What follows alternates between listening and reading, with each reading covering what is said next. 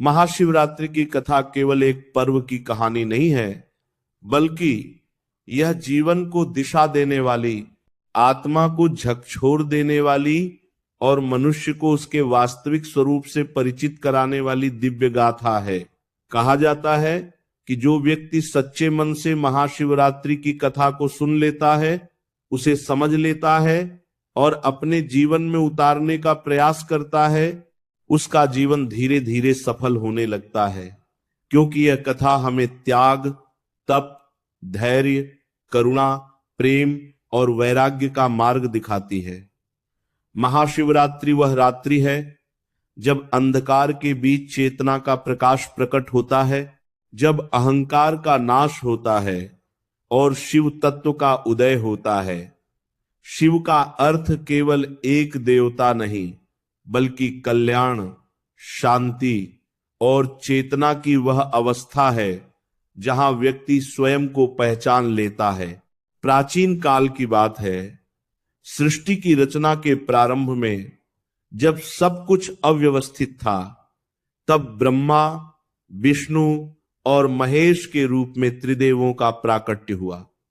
ब्रह्मा ने सृष्टि की रचना की, विष्णु ने उसका पालन किया और महेश ने संहार का दायित्व संभाला। लेकिन शिव का संहार विनाश नहीं, बल्कि परिवर्तन है। पुराने का अंत और नए का आरंभ है। कहा जाता है कि फाल्गुन मास की कृष्ण पक्ष की चतुर्दशी की रात्रि को भगवान शिव पहली बार शिवलिंग के रूप में प्रकट हुए। उस रात्रि आकाश, पृथ्वी और पाताल तीनों लोकों में अद्भुत ऊर्जा का संचार हुआ।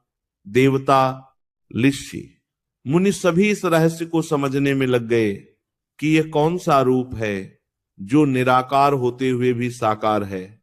महाशिवरात्रि की सबसे प्रसिद्ध कथा समुद्र मंथन से जुड़ी है।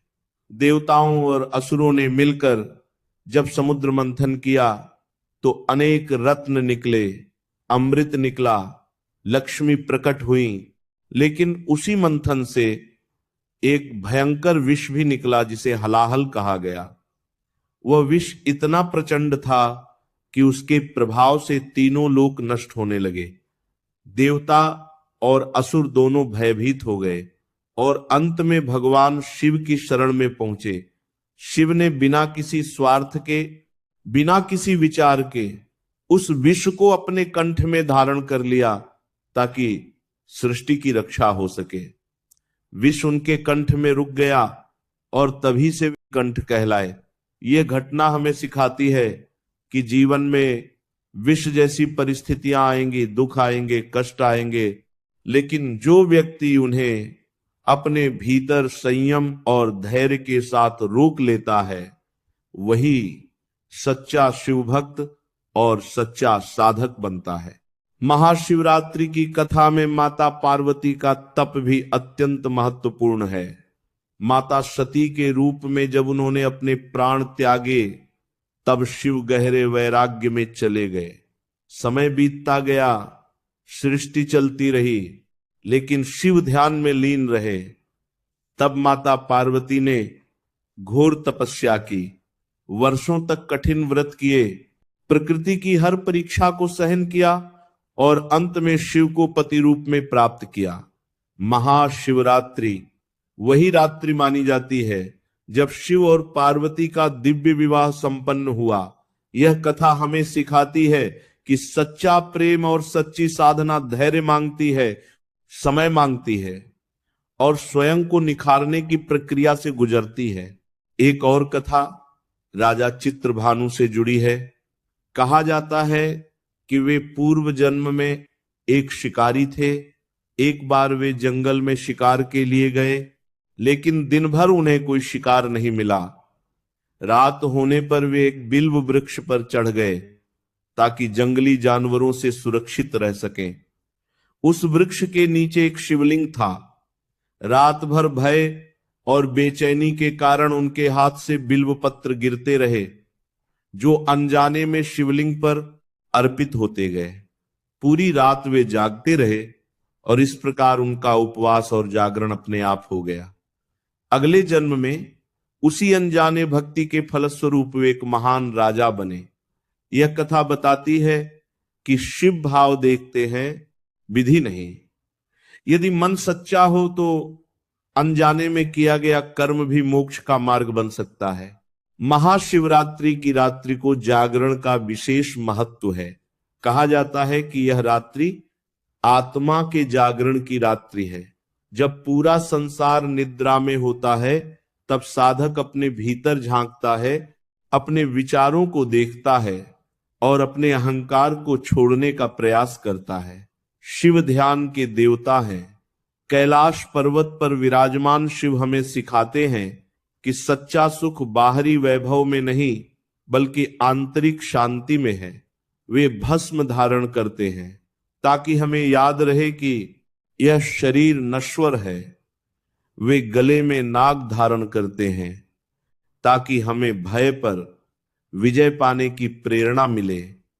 उनके मस्तक पर चंद्रमा है जो समय और मन के संतुलन का प्रतीक है, और जटाओं से बहती गंगा बताती है कि कठोरता के भीतर भी करुणा का प्रवाह हो सकता है।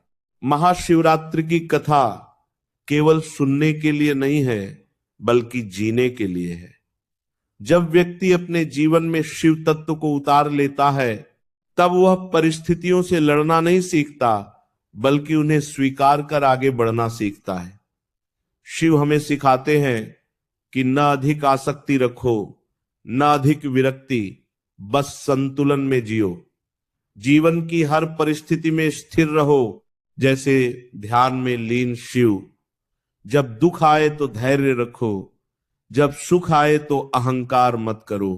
कहा जाता है कि महाशिवरात्रि की कथा सुनने मात्र से पापों का नाश होता है, लेकिन इसका वास्तविक अर्थ यह है कि जब कथा हमारे भीतर विचार पैदा करती है तब हमारे कर्म बदलते हैं, और कर्म बदलते ही जीवन की दिशा बदलने लगती है।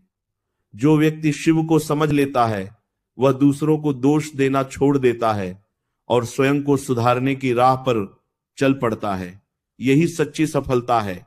धन, पद और प्रतिष्ठा स्थायी है, लेकिन मन की शांति और आत्मिक संतोष स्थायी है। महाशिवरात्रि हमें यह भी सिखाती है कि अंधकार से डरने के बजाय उसे समझो। यह रात्रि अमावस्या की रात्रि होती है जब चंद्रमा भी दिखाई नहीं देता, लेकिन उसी अंधकार में शिव तत्व सबसे प्रबल होता है। इसका अर्थ है कि जब जीवन में अंधकार हो, जब रास्ता न दिखे, तभी भीतर की चेतना को जगाने का